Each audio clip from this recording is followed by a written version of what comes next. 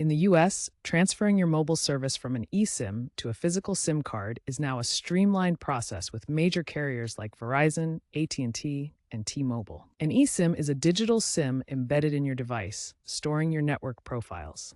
A physical SIM is a removable card containing the same settings. You'll need a compatible device with both eSIM and physical SIM slots, like iPhone 14 and later, or dual SIM Android phones, such as Google Pixel 8.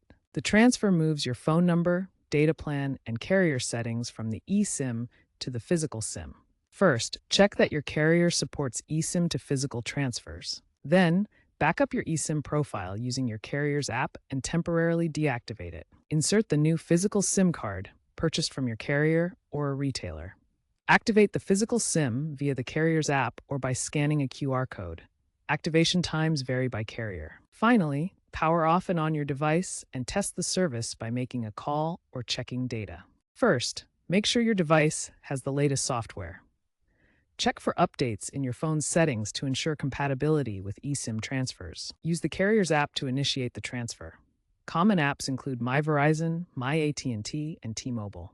Download and open the app on your device. If your carrier provides a QR code, open your phone's camera and scan it.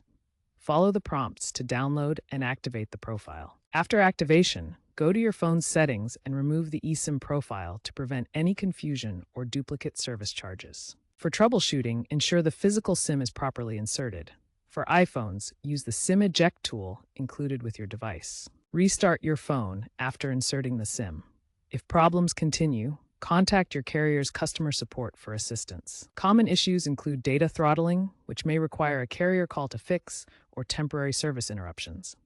Be aware of SIM kit fees, usually $5 to $20. Although eSIM adoption is increasing, physical SIM transfers remain useful for users upgrading from prepaid to postpaid plans or those traveling internationally where eSIM support is limited.